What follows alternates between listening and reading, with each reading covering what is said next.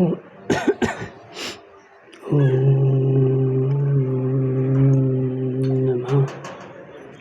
सिद्धेभ्यः।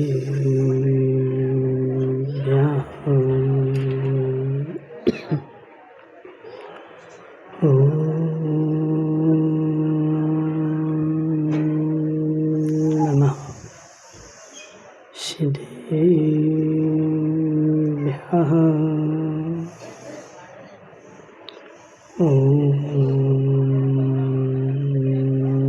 नमः सिद्धेभ्यः। तज्जयति परं ज्योति समं समस्तैरनन्तपर्यायै दर्पणतलिविशकला प्रतिफलति पदार्थमालिका यत्र नमो हरिहन्ताणं नमो सिद्धाणं नमो आयर्याणं नमो अध्यायाणं नमो लोसव्यसाहुरम्। पंच परमेष्टि भगवान के अनंतानंत सिद्ध परमेष्टि भगवान के 1008 देवादेव पारसनाथ भगवान के 1008 देवादेव पारसनाथ भगवान के आचार्य भगवान कुंद कुंद स्वामी के आचार्य भगवान विशुद्ध सागर जी महाराज के मुनिवर श्री 108 शुद्ध सागर जी महाराज की, शुल्लक श्री 105 अकंप सागर जी महाराज की।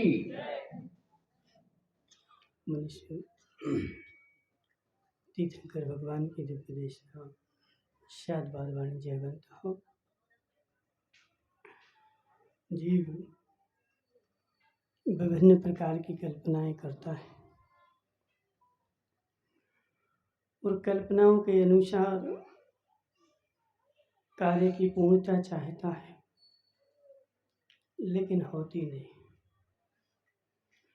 और जब कार्य की पूर्णता हमारी कल्पनाओं के अनुसार नहीं होती तो फिर जीव दुखी होता है। दुखी होकर के फिर राग द्वेष करता है, राग द्वेष करके कर्म का बंध करता है और कर्म का बंध करके संसार में भटकता है। इसलिए सुनो बड़ोतिया वाले, पहले यहाँ विवेक जगाओ अपना। मेरी कल्पनाओं के अनुसार कार्य होगा क्या? मेरे विचार के अनुसार कार्य होगा क्या? तीर्थंकर भगवान के विचार के अनुसार कार्य होगा क्या?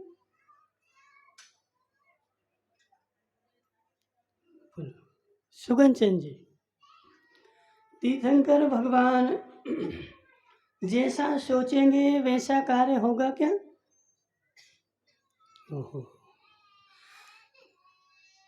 सुनो माताओ, तीर्थंकर भगवान के विचार से भी कार्य नहीं होता।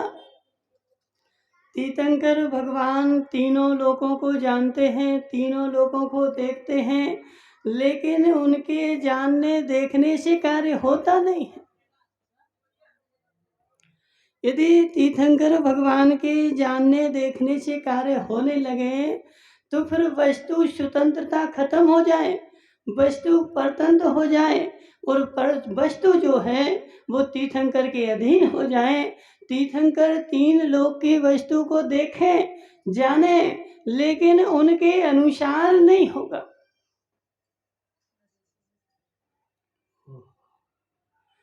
महावीर भाई सुनो जरा, देखो बड़ा गहरा तत्व है, समझना पड़ेगा, बुद्धि में लानी पड़ेगी। तीर्थंकर ने जैसा जाना है वैसा होगा कि नहीं होगा?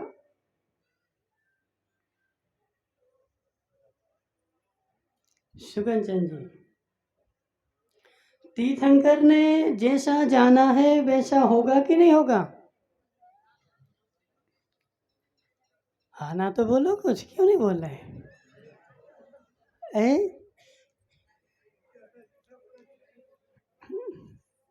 जम्बू भाई, तीर्थंकर ने जैसा जाना है वैसा होगा कि नहीं होगा?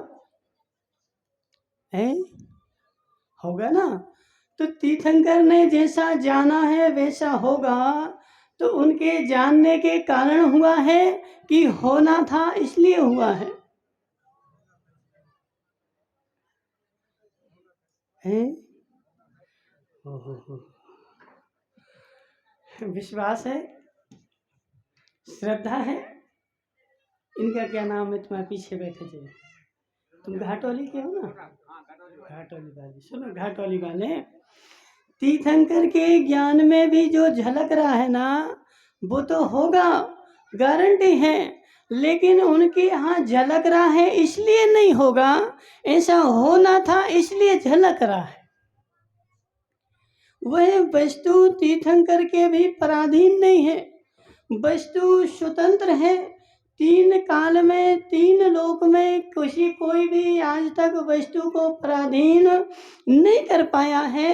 लेकिन यह मिथ्यात्व के कारण जीव बेचारा रोता है, गाता है। जब मेरे अनुसार काम नहीं होता है तो रोने बैठ जाता है, गाने बैठ जाता है और राग द्वेष करके संसार की वृद्धि कर लेता है। यहाँ समझने की आवश्यकता है। भूरिया भाई, अब तो तुम कालिया हो गए। भूरिया भाई, देखो जम्बू भाई, तुम्हारा भूरिया भूरिया नहीं बचा, अब तो वो कालिया हो गया। सुनो भूरिया भाई, जीव कहाँ गलती कर रहा है? और यहाँ हमने गलती कर दी और हमारा धर्म सारा नष्ट हो गया। क्या नाम इनका? कल्याणमल जी महाराज, हमने तो ऊपर चौका लगाया था। कल्याणमल जी, हम तुम्हारे चौके के लिए रह रहे।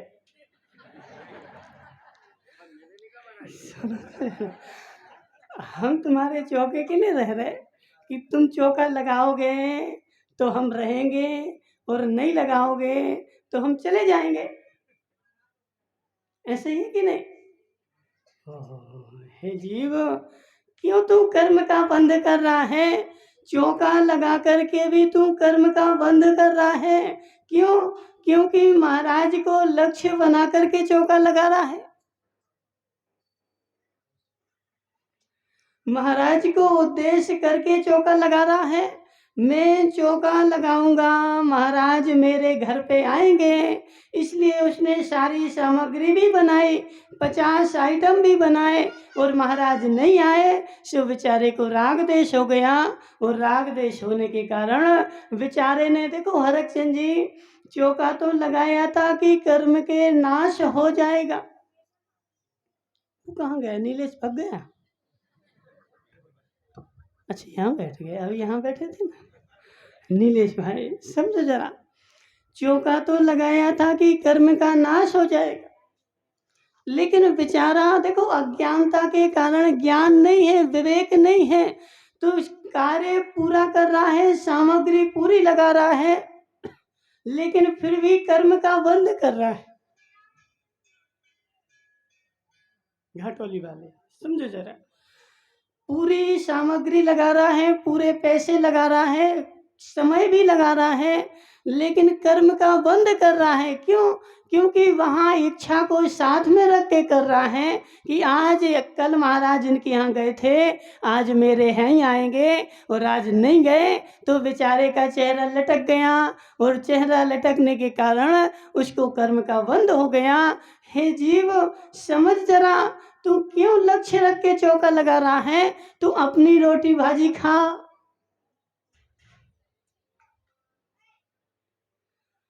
कल्याण जी, ताली नहीं बजती है। अब 2 महीने हो गए ताली बजाते हुए, अब ताला बजाना है।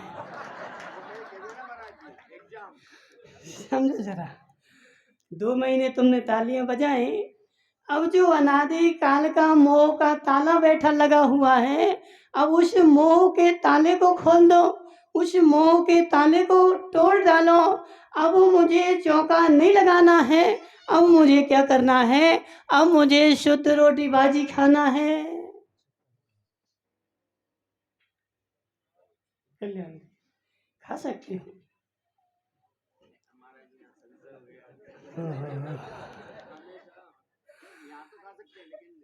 सुनो तो जरा, देखो हम नीलेश से पूछते हैं, नीलेश भाई खा सकते हैं?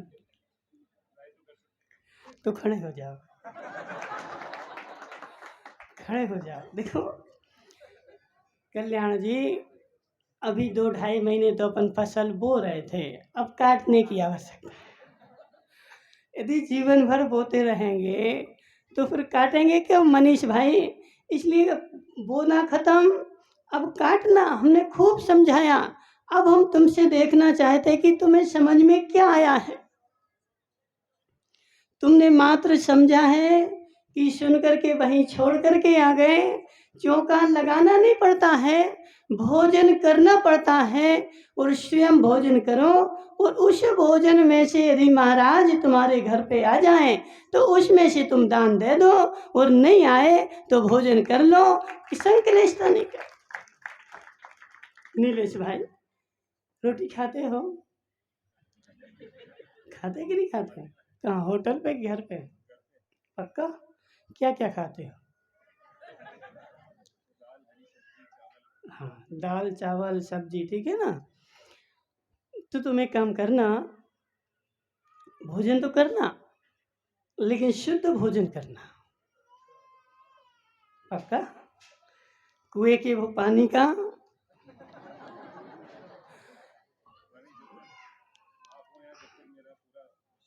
देखो, हमारा लक्ष्य नहीं करो, हमारी बात सुनो जरा, हमारा लक्ष्य नहीं करो। इतना नियम ले लो, जब भी मेरे रावत भाटा में कोई महाराज आएंगे तब तक मैं शुद्ध भोजन करूंगा, ठीक है ना। पड़गाने नहीं जाऊंगा कल्याण जी, पड़गाने नहीं जाऊंगा।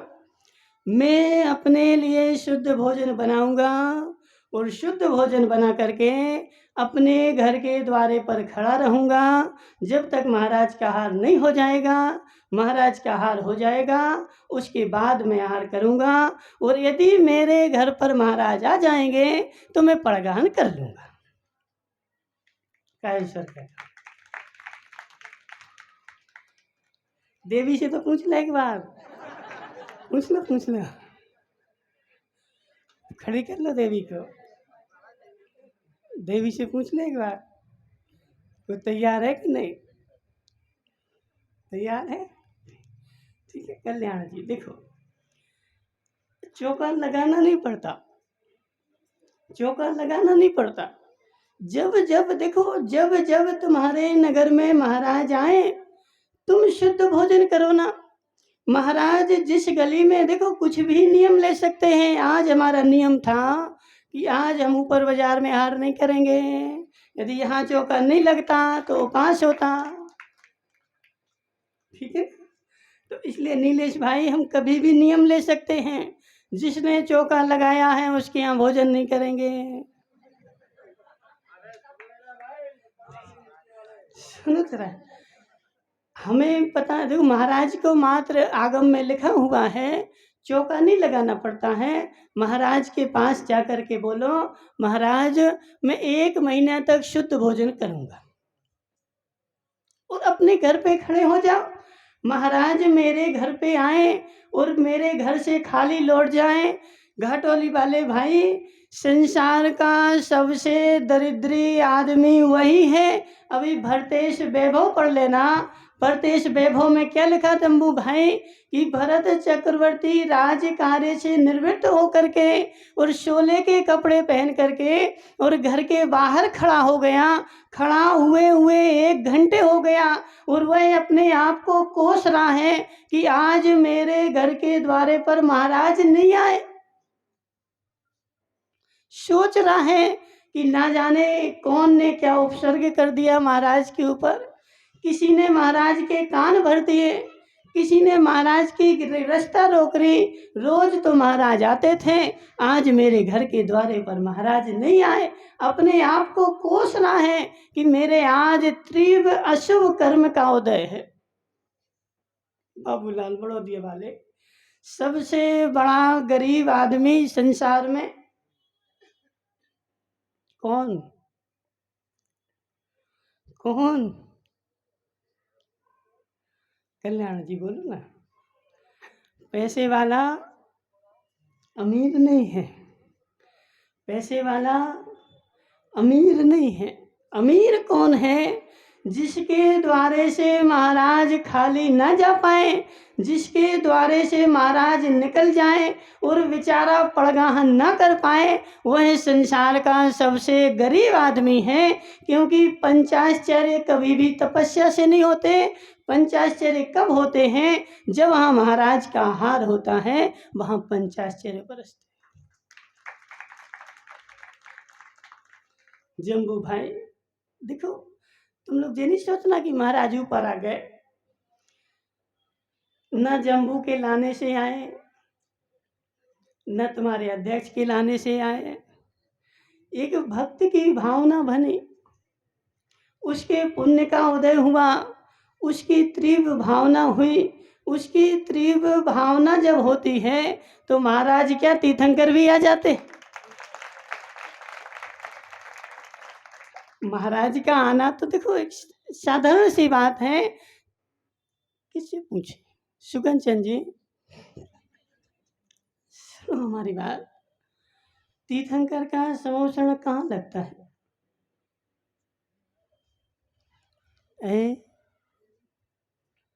तीर्थंकर का समोषण कहाँ लगता है? नहीं बताओगे?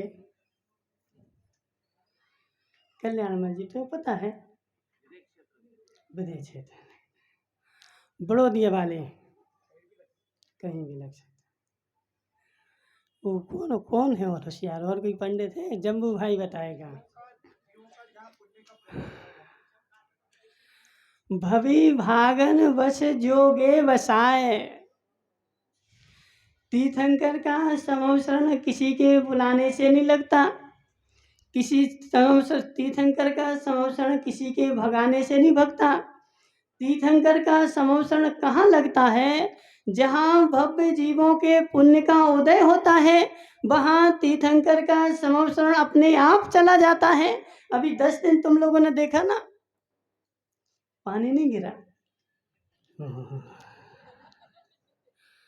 अभी कल परसों लोग बोल रहे थे, बोले महाराज घाटों वहाँ गिर गया। कहाँ? कोटा में गिर गया और सिंगोली में गिर गया, बुराव में गिर गया, लेकिन यहाँ पर एक बूंद भी पानी नहीं गिरा। क्यों नहीं गिरा?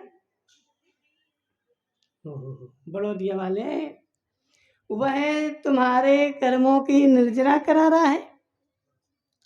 तुम तप कर रहे ना, और तप में यदि पानी गिर जाए तो फिर तुम्हारा तप ठंडा हो गया, तुम्हारी निर्जरा ठंडी हो गई।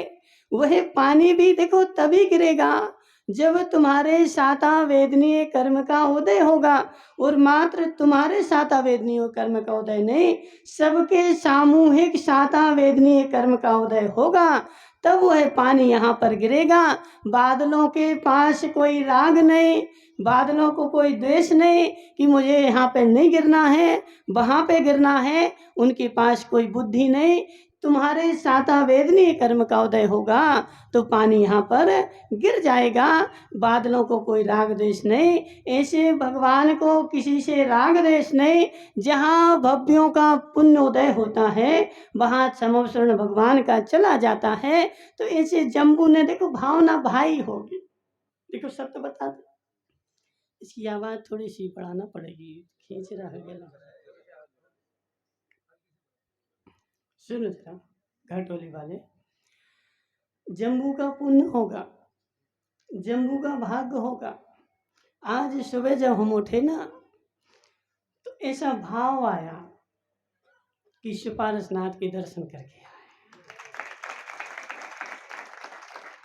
समझ में? उसने हमसे बोला नहीं। देखो कल तक कल्याण जी किसी ने हमसे बोला नहीं कि चलो नीचे चल रहा महाराज। किसी ने बोला हो तो खड़ा हो जा। किसी ने मुझसे बोला नहीं कि नीचे चलना, नीचे कार्यक्रम है, नीचे कुछ है। सुबह सुबह जम्बू भाई बागड़िया ऐसे भाव हो गए कि आज जंगल के लिए जो है नीचे चलते हैं। और आज नीचे जैसे ही हम भवन से नीचे उतरे और जो सारे के सारे नीचे ही खड़े थे, एक तो नहीं, सारे के सारे। और हमने इनकी एक भी नहीं सुनी, आगे चलते गए। लेकिन इनका भाग्य था, भाग्य से ज़्यादा भावना थी। और भावना ऐसी थी कल्याणमल जी, न हम यहाँ आहार करने के लिए आए थे और न हम रुकने के लिए आए थे, न ठहरने के लिए आए थे। हम मात्र इसलिए आए थे कि 2.5 महीने हो गया, आज विधान है तो भगवान की शांति धारा आज करवा के और चले जाएंगे। लेकिन जम्बू भाई बोले महाराज नहीं, आहार करे बिना। मैं तो देखो क्या बोल रहा था, बोले महाराज आज तो हम सबका जीवन करा रहे हैं। संसार से लोग आ रहे हैं ना, घाटोली से, भानपुरा से, और कहाँ से, सिंगोली से, बोराव से, पूरे क्षेत्र के लोग मेरे यहाँ भोजन करने आ रहे हैं। और महाराज यहाँ से बिना भोजन के चले जाएं तो मेरा सारा जीवन ही बेकार है। उस जीवन का मेरा कोई उद्देश्य नहीं रहेगा, लक्ष्य नहीं रहेगा। इसलिए उसकी भावना थी। कल्याण जी, तुम ये नहीं सोचना कि वो लेके आया कि महाराज कल बोला था चलो तो गए नहीं, समझना, कल बोला था चलो तो गए नहीं, आज किसी ने बोला नहीं फिर भी आ गए। तो महाराज ना किसी के बोलने से जाते हैं और ना किसी के भगाने से भगते हैं। इसलिए कल्याण जी, तुम भी अपने ऊपर वालों को बोल देना कि हे जीव, महाराज तुम्हारे यहाँ इसलिए नहीं रुकेगी तुम चौका लगा रहे, महाराज तुम्हारे यहाँ इसलिए नहीं रुकेगी तुम चौका लगा रहे। महाराज तो रुके हैं, तुम अपने भाग्य के लिए चौका लगाना। आहार हो तो आनंद मनाना और नहीं हो तो रोष नहीं मनाना। सीता के जैसे आहार भोजन करो ना। माता देखो, तुम मेरे लिए एक भी रोटी एक्स्ट्रा बनाओगे तो पाप का बंद करोगे। तुम एक भी रोटी एक्स्ट्रा बनाओगे तो पाप का बंद करोगे। देखो, पुण्यात्मा जीव के ऐसे भाव होते हैं, उससे ऐसा बोलना नहीं पड़ता।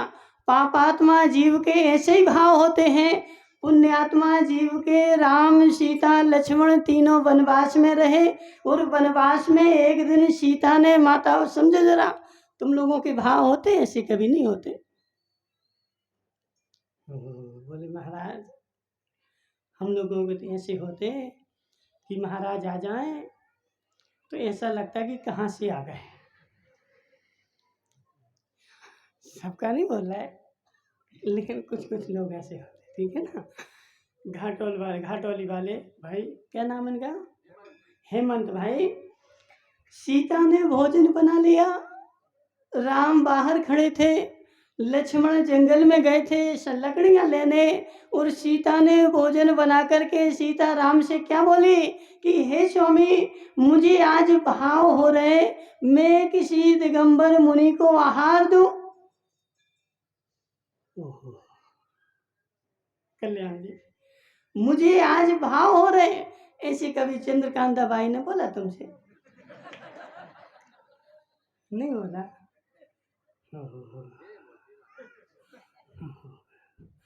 देखो, वहां तो बोलना पड़ता कि हे देवी चौका लगा ले, महाराज आए हैं। चौका लगाना नहीं पड़ता। सीता के जैसे भाव होने लगे। सीता ने राम से बाहर आके बोला, हे स्वामी, आज मेरे भाव हो रहे मैं किसी दिगंबर मुनिराज को आहार दे करके ही भोजन करूं। राम क्या बोले? बोले हे सीते, इसे घनघोर जंगल में कौन तुम्हें महाराज मिलने वाले? अयोध्या में होते अपन खूब आहार देते, शहर में होते खूब आहार देते। बोले नहीं, आज तो मैं तभी आहार करूंगी जब मैं किसी महाराज को आहार दूंगी।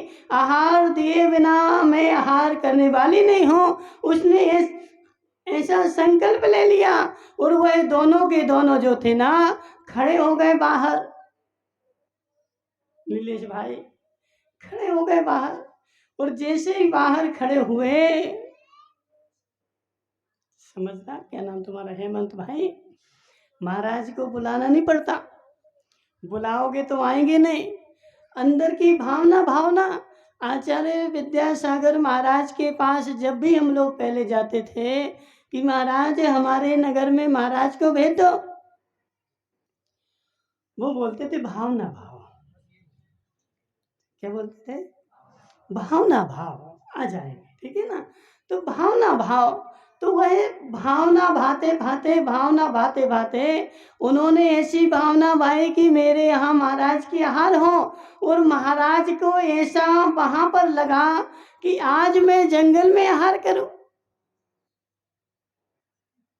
समझना, निमित्त नैमित्तिक संबंध है ना, कर्म का उदय निमित्त नैमित्तिक संबंध है। सीता ने भावना भाई, महाराज ने आखिरी ले ली कि आज यदि घनघोर जंगल में कोई मुझे आहार कराएगा तो मैं आहार करूंगा, वरना आज का मेरा उपास। और वह दोनों के दोनों रिद्धिधारी मुनिराज जंगल में निकल चले, और वहां राम सीता खड़े हुए थे, और दोनों ने पड़गा लिए। बढ़ोतरी वाले, समझना। इसलिए भावना भाव के जीवन में कभी फेल नहीं होगे, और यदि संकल्प विकल्प करोगे तो संसार में ही भटकते रहोगे। इसलिए हे जीव, संकल्प करेगा, विकल्प करेगा, पाप पुण्य का बंध करेगा, संकल्प विकल्प से रहित होकर के अपना कार्य कर। कल्याण जी तुम नहीं करोगे, पूछ लेना तुम अपनी देवी से, ठीक है ना, पूछ लोगे। क्या पूछोगे?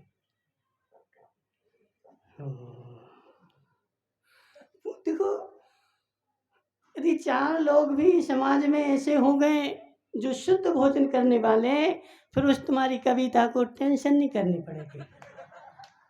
वो बेचारी टेंशन नहीं करती रहती, हम महाराज चौका लगा रहे, चौका लगा रहे, छक्का लगा दो, ठीक है ना। 2-4 लोग भी शुद्ध भोजन करने वाले हो गए, तुम जो भोजन करते वो करवाओ ना। तुम क्यों अलग से मालपुआ बनाते, रबड़ी बनाते, हलवा बनाते, किसको देने की आवश्यकता है? तुम दाल रोटी पानी दूध हो गया तुम्हारा चौका। महाराज आए सो करवाओ, और नहीं आए सो स्वयं करो, और मस्त रहो, ना किसी को टेंशन लो और ना किसी को दो, त्रिप पुण्य का बंध होगा। देखो वह धन्य कुमार, वह कहानी आती ना, एक वो बच्चा था, वो नाम वाम तो भूल गया, जो भी है, अपन तो सार पे चलते, ठीक है ना। उस बच्चा किसके लिए रो रहा था? मुझे खीर खानी है। एक नौकरानी का बच्चा था, कल्याण जी, उसको खीर खानी थी। खीर खाने के लिए वो रो रहा था, लेकिन उसकी माँ के पास इतना पैसा नहीं था कि वो अपने बच्चे को खीर खिला सके। वो 8 दिन तक रोता रहा। उसने बर्तन मांज करके और थोड़े से चावल और थोड़ा सा दूध इकट्ठा किया, और अपने बेटे के लिए खीर बनाने के लिए तैयार हुई, और खीर बना करके रखी। 7 दिन बाद और वह चली गई कहाँ? पानी भरने। हेमंत भाई, पानी भरने, लेकिन उसके भाव देखो उज्जवल, उसके उज्जवल भाव देखो। वह बेटे से क्या बोल के गई कि हे बेटे, मैंने तेरे लिए खीर बना दी है, और खीर चूल्हे पर रखी है, तू द्वारे पर बैठा रहना, कोई कुत्ता अंदर ना घुस जाए, लेकिन ध्यान रखना यदि कोई मुनिराज आ जाए तो जाने मत देना। अब यहाँ पकड़ो भावों को, महावीर भाई, यहाँ पकड़ो भावों को। मुनि को दे आहार, फिर निज करे हारे, त्रिप पुण्यात्मा, और बेचारा चरने बैठा है राक्षस। अब देखो बुरा लगे हेमंत भाई, तो हम क्या करें? हम क्या करें? बेचारे के भाव ही नहीं हो रहे कि हम अपनी थाली में से कुछ दान कर दें। मेरे नगर में महाराज हैं, मैं कुछ दान कर दूं। स्वयं चरने बैठा है, उसके भाव ही नहीं आ रहे। लेकिन उस माँ को देखो और उस बच्चे को देखो कि 8 दिन की मजूरी में तो उसने खीर बनाई इतनी सी, और उतनी सी खीर में भी उसने अपने बच्चे से क्या बोला कि यदि कोई मुनिराज आ जाए तो जाने मत देना। और उस बच्चे के भी उत्कृष्ट भाव कि मुनिराज दिख गए। और कोई बच्चा होता तो क्या सोचता जी, यीशु होता तो क्या सोचता, बोले 8 दिन में तो खीर बनी है, अभी महाराज आ जाएंगे तो सबको खा जाएंगे, हमें क्या मिलेंगे। समझना, कोई क्षीण पुण्यात्मा होता, कोई पापी जीव होता तो वह अपने मस्तिष्क में क्या विचार लाता कि यदि महाराज आ गए तो खीर खा जाएंगे, हम क्या खाएंगे। लेकिन उसके मस्तिष्क में ऐसे भाव नहीं आए। उसके मस्तिष्क में ऐसे भाव आए कि माँ ने बोला है कि महाराज आ जाए तो जाने मत देना। उसने महाराज को जैसे ही देखा निवेदन करने लगा, हे महाराज आज तुम जाना नहीं, मेरी माँ ने खीर बनाई है। जम्मू भाई, तुम्हारी माँ ने खिलाई कभी खीर? माँ ने खीर बनाई है। महाराज से हाथ जोड़ के बोलने लगा कि मेरी माँ ने खीर बनाई है, तुम जाओ मत, अभी माँ पानी भर के आ रही है और अच्छी खीर खिलाएगी आपको। लेकिन महाराज थोड़ी सुनने वाले थे। महाराज आगे बढ़े थोड़े, वह रोने लगा और आगे बढ़े, उसने दोनों पैर पकड़ लिए। कितनी भावना थी, कितनी भावना थी। सुनो भूरिया भाई, कितनी भावना थी उसकी, अंदर से भावना से फूट फूट के भरा था। और उसने उस भावना के फलस्वरूप तीव्र पुण्य का उदय किया। और इतने में उसकी माँ आ गई सर पे कलश लेकर के, और आत्रो आत्रो तिष्ठो तिष्ठो, और महाराज की भी विधि थी। मटकी को कोई सिर पे रखे होगा तुम्हें पड़ जा। मटकी सिर पे थी, महाराज को पड़गा लिया और पड़क करके 3 परिक्रमा दी और बच्चे को बाहर बैठा दिया। बच्चे को बाहर बैठा दिया कि तुम यहाँ बैठ, किसी जानवर को अंदर नहीं आने देना। बच्चा बाहर बैठा है, मुनिराज की नवदा भक्ति होकर के आहार शुरू हो गया। बच्चे को तीव्र तीव्र आनंद आ रहा है, तीव्र तीव्र आनंद आ रहा है। माँ ने एक कटोरी अंदर से लाई, महाराज को चला दी। अब महाराज को क्या पता है तुम्हारे पास कितनी बनी। दूसरी कटोरी लाई, महाराज को चला दे। तीसरी कटोरी वह अपने हिस्से की भी लेके आई, वह भी महाराज को चला दी। महाराज का पेट नहीं भरा। अब माँ जो थी ना, 1 मिनट के लिए रुक गई, लेकिन बच्चा बोल रहा है कि माँ और चलाओ। अम्मा सोच रही है कि हे बेटे, तू इतने दिन से रो रहा था, मैंने तेरे लिए खीर बनाई थी, 3 कटोरी तो मैं चला चुकी, अब 1 कटोरी तेरे लिए बची हुई है, और यदि वो भी चला दी तो तू फिर 7 दिन तक रोएगा। और इसलिए वह नहीं चला रही थी। लेकिन बेटा बोल रहा चलाओ, नहीं सोच रहा कि मेरे लिए बचेगी कि नहीं। जम्बू भाई बागड़िया, तुम्हारे लिए बचे कि नहीं, वो तो बेचारा सोचता है। बोले महाराज की आहार करा देंगे तो हम क्या खाएंगे। जम्बू भाई बागड़िया, सुनो जरा, आज तक तुम्हें जो भी मिला है वो पूर्व भाव में तुमने आहार दान दिया था, उसके फलस्वरूप मिला हुआ है। यदि नहीं दिया होता तो तुम भी भीख मांग रहे होते। वह एक लास्ट की जो कटोरी बची हुई थी, वह कटोरी माँ ने अपना मन पर पत्थर रख करके, और वह कटोरी भी मुनिराज को चला दी। और बच्चा उछल पड़ा, और जैसे ही बच्चे की विशुद्धि बढ़ी, वह कटोरा फिर से भर गया। कल्याण जी, वह कटोरा फिर से भर गया और वह कटोरा फिर से भरा, माँ ने फिर से चला दी, फिर भर गया और वह कटोरा पूरा चलाते गए, लेकिन वह कटोरा फिर कभी खाली नहीं हुआ। पूर्ण महाराज के आहार करा दिए, कटोरा भरा का भरा है, बच्चे ने पेट भर के खा ली, कटोरा भरा हुआ है। पूरे नगर के आस पड़ोस के लोगों को बुला लिया, कटोरा खाली नहीं हुआ। मुनिराज क्षीण महानस रिद्धि के धारी थे, लेकिन समझो माताओं कि जब तक 3 कटोरा खीर थी तब तक कटोरा क्यों खाली हो गया? 3 कटोरा खीर थी तब तक कटोरा खाली होता गया, भरा नहीं। लेकिन जैसे ही बच्चे के हिस्से की खीर दी और वह कटोरा फिर से भर गया, क्योंकि रिद्धियां भी प्रकट होती हैं तो वह श्रद्धा के बल पर होती हैं, तप के बल पर नहीं होती। रिद्धियां भी प्रकट होंगी तो श्रद्धा के बल पर होंगी। तब से उनको रिद्धि तो प्रकट हो गई थी, लेकिन जो साक्षात रिद्धि प्रकट हुई वह श्रद्धा के बल पर हुई। सोमा ने नाग को हार में डाल लिया, क्या हुआ? नाग को कहाँ डाल लिया? गले में डाल लिया तो नाग भी हार बन गया।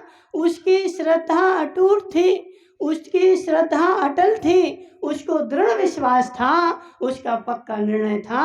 इसलिए हेमंत भाई समझो जरा, चौका नहीं लगाना, चौका नहीं लगाना, शुद्ध भोजन करना। कल्याण जी क्या करोगे? चौका नहीं लगाना, क्या करोगे? शुद्ध भोजन करोगे। उस शुद्ध भोजन में यदि महाराज तुम्हारे घर पे आ जाए तो उनको खिलाना, और नहीं आ जाए तो तुम स्वयं खाना। महाराज के लिए अलग से बनाओगे, संकल्प विकल्प होंगे, और जब संकल्प विकल्प होंगे तो तीव्र पाप कर्म का बंद होगा, और तीव्र पाप कर्म का बंद होगा तो तुम्हारा धर्म होगा नहीं। इसलिए जम्बू भाई तुम विकल्प नहीं करना। ऐसा नियोग था कि महाराज आ गए और तुम्हारे, देखो ऐसा आज तक हुआ नहीं होगा है? तुमने सोचा था बाबूलाल जी ऐसा है? तुम्हारे सोचने से नहीं होगा, जो होना होगा वही होगा। इसलिए अपनी मस्तिष्क को संभाल करके रखो। तुम तो मात्र क्या करो, श्रद्धा रखो, भक्ति करो, अपना काम करो, जो होना होगा वो हो जाएगा। मेरा काम मात्र इतना ही है। सुगन चंद जी, तुम्हारा काम कितना है? तुम्हारा काम कितना है? भावना अकेले नहीं भाना। वो बेचारा देखो, बहुत सारे लोग आते हैं हमारे पास, बोले महाराज हम चौका नहीं लगाते, हम तो भाव भा लेते, भावना भा लेते, हम भावों से चौका लगा लेते। हे बेचारे जीव, तुम भावों से चौका लगा लेता ना तो फिर अपनी देवी से बोलना, आज जम्बू भाई तुम्हारे पास ऐसे लोग आए जो भावों से करते हैं, तो फिर उनसे तुम उनको बैठालना। समझे जरा। देखो यहाँ कोई गणित का टीचर बैठा क्या? कोई गणित का टीचर है? कोई भी नहीं है। वो कहाँ? भोजराज, भोजराज, भोजराज भी नहीं आया यहाँ पे। कहाँ बैठा भोजराज भाई? खड़े तो हो जा, खड़े हो जाओ। सुनो, तुमने गणित पढ़ी ना? गणित पढ़ी ना? तो गणित में एक प्रश्न आता है, रमेश की आयु 25 वर्ष, उसके पिता की आयु 3 गुनी है, 15 साल पहले वो इतना था तो कितना हो गया? तो अपन क्या मानते हैं? माना कि रमेश के पिता की आयु 100 वर्ष। मानते कि नहीं मानते? माना कि 100 वर्ष है नहीं है, वो अपन ने भाव भा लिए, मान लिए। तो ऐसे जम्बू भाई भाव वाले के पास में उसको बैठालना अच्छे बढ़िया सोफा पे, और वहाँ पे टेबल लगाना, और उससे बोलना, भाव ना भाव, यहाँ थाली लगी है। समझे जरा, भाव ना भाव, सोचो जरा, ऐसी थाली लगी है, मेरे पास गुलाब जामुन आ रहे हैं, जलेबियाँ परोसी जा रही हैं, पूड़ियाँ आ रही हैं, अब मैं पूड़ी खा रहा हूँ, ऐसी उससे बोलना यहाँ बैठ करके भावना भाव, ठीक है ना।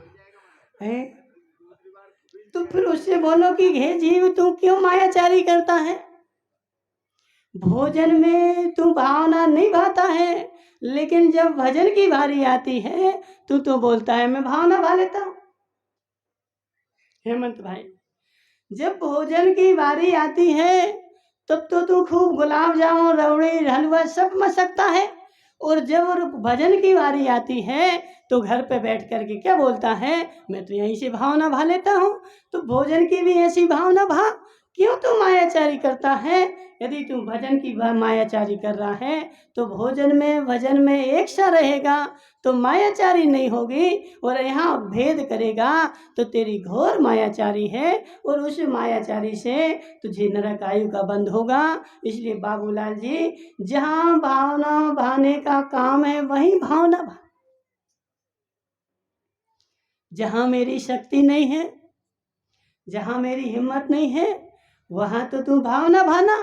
नंदीश्वर दीप बजाने की मेरी शक्ति नहीं है, इसलिए मैं यही स्थापना कर करके और भावना भालूंगा, लेकिन मुनिराज को आहार देने की शक्ति मेरे पास है, उसकी मैं भावना नहीं भाऊंगा, उसको मैं आहार बना करके और मुनिराज की आहार दूंगा। उसमें यदि तू भावना भाता है तो तू घोर मायाचारी कर रहा है, और घोर मायाचारी के बल पर तू नरक में जाएगा। इसलिए हे जीव, यदि तू धर्म करना चाहता है तो मायाचारी मत कर, समय अपना हो गया है। सच्ची भावना भाव, वही तेरे कर्म का विनाश करेगी। शांतिनाथ भगवान की बोले परम पूज्य मुनिवर श्री 108 शुद्ध सागर जी महाराज।